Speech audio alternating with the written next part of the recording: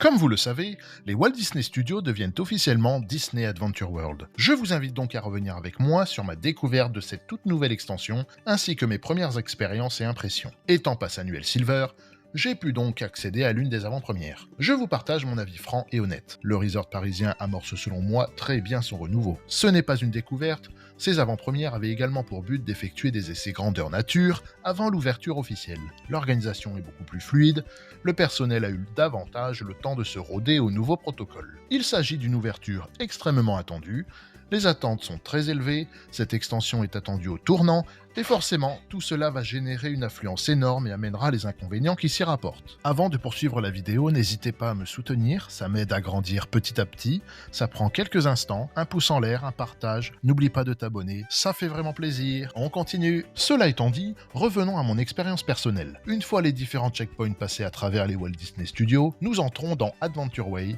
vers le milieu de la nouvelle allée principale. Nous avons directement accès au jardin anglais, où se déroule plusieurs fois par jour un spectacle de réponse et Flynn. Le jardin anglais est vraiment très beau, et que dire des deux bancs sur lesquels se trouvent deux jolies statues, l'une de Winnie l'ourson, l'autre sur le thème des 101 dalmatiens. Un peu plus loin, sur le pilier d'une des entrées, se trouve également Peter Pan. C'est vraiment très joli, mais ça l'est pour moi d'autant plus de nuit, mais ça, je reviendrai là-dessus un peu plus tard. En face, nous sommes attirés par la nouvelle allée de Toy Story Playland, et pouvons apercevoir les nouvelles grandes statues de Jessie et de Woody. Ces dernières ont chacune une petite bande sonore en français et en anglais. L'ensemble est vraiment très sympathique, il y a de quoi se poser tranquillement grâce au nouveau banc, cela ajoutera vraiment une plus-value au land. Lorsque l'on revient sur Adventure Way et que l'on continue un petit peu plus loin, sur la droite, nous trouvons la nouvelle attraction Réponse Tangled Spin. C'est certes une attraction de type TAS, mais la thématisation est vraiment bien réalisée. Il y a des détails partout, que ce soit dans la file d'attente, dans l'attraction elle-même, sur le plafond, les lanternes, je vous laisse avec quelques images qui se passent de mots, tout simplement.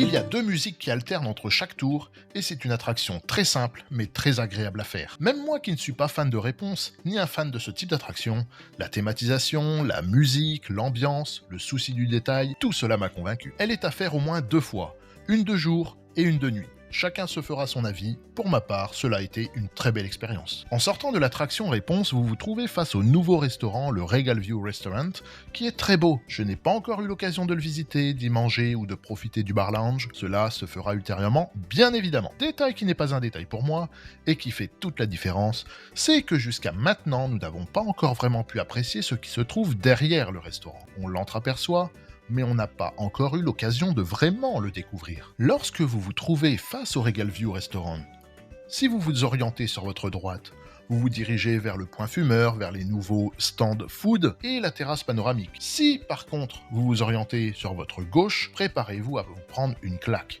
Un effet waouh qui ne peut laisser personne indifférent. Les images parlent d'elles-mêmes. Le lac, Arendelle, la montagne, le château d'Arendelle, le château de glace d'Elsa, c'est exceptionnel et toutes les vidéos, images ou photos que vous voyez, tout aussi belles soient-elles, ne rendent pas aussi bien que ce que vous pourrez découvrir en réalité. C'est beau, c'est grand, c'est majestueux, une véritable claque. Disneyland Paris a frappé fort, très fort. La réalisation de l'extension fait passer les Walt Disney Studios et Disneyland Paris dans une autre catégorie. On le voit également avec la réhabilitation progressive du Disney Village. L'orientation prise avec Disney Adventure World montre, à mon sens, qu'une montée en gamme est clairement l'objectif. J'espère qu'ils continueront dans ce sens et appliqueront la même rigueur, la même exigence et le même souci du détail pour la suite, et notamment le futur Land Roi Lion. Là seront mes attentes les plus élevées. Revenons sur la découverte et plus précisément sur l'accès au World of Frozen. Le jour de l'avant-première qui me concernait, il n'y avait aucune attente pour y accéder. Tout était bien organisé, fluide, beaucoup de cast pour nous guider, nous orienter, nous aider, répondre aux questions, c'était top. Quand je rentre dans le nouveau land, j'aperçois une file d'attente monstrueuse qui va jusqu'à la fontaine et je me dis que je ne suis pas prêt de faire l'attraction. Eh bien en fait, c'est la file pour la boutique et la file pour l'attraction affichait seulement 25 minutes. Trop d'attente, je n'ai pas fait la boutique ce jour-là.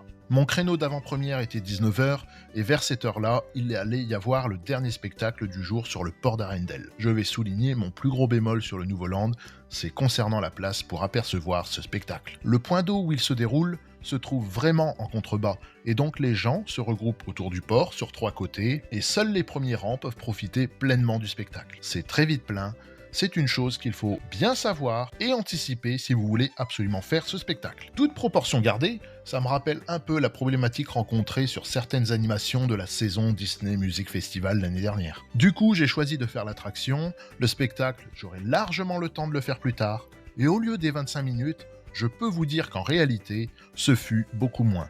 J'ai passé plus de temps à regarder les détails dans une file d'attente quasiment vide. L'attente en elle-même était de 5 grosses minutes. Je me disais qu'il n'y avait pas d'attente à l'attraction parce que forcément tous les gens étaient au spectacle. Eh bien non, 1 heure après, je suis revenu vers l'attraction, le temps d'attente était descendu à 5 minutes. L'attraction Frozen Ever After est vraiment belle et agréable à faire.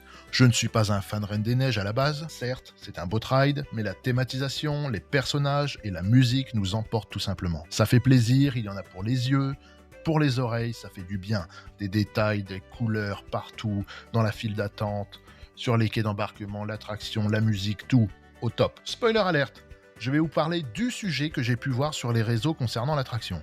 Je vais vous parler très rapidement de la chute en avant vers la fin de l'attraction. J'avoue que même moi, en le sachant, en l'ayant vu et lu, j'ai été surpris par cette fameuse chute. Et personnellement, moi ça m'a plu, j'ai été agréablement surpris. Mais effectivement, ça surprend.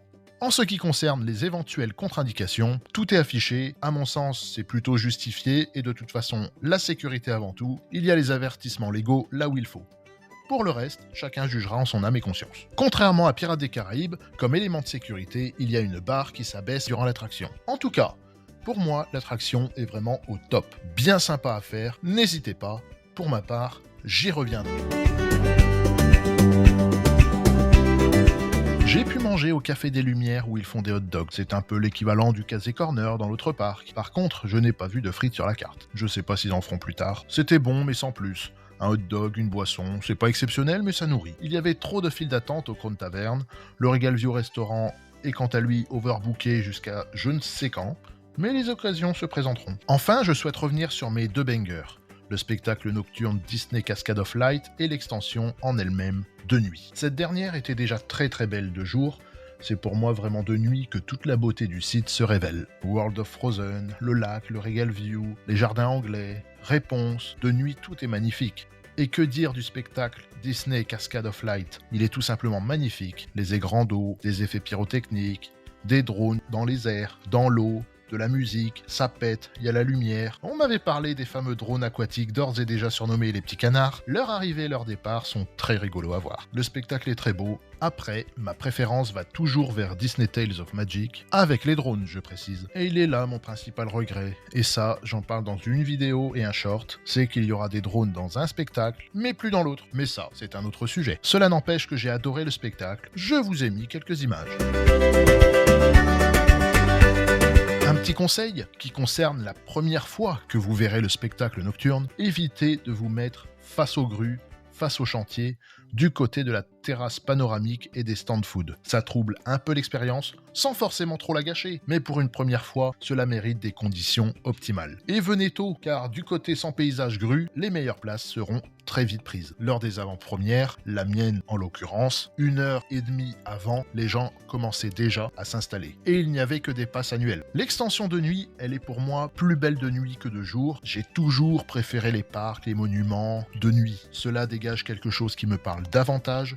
Et de nuit, tout est magnifique, tout est beau. Au-delà des attractions, des points food ou des restaurants, se promener dans Adventure Way, autour du lac, dans le jardin anglais, c'est agréable.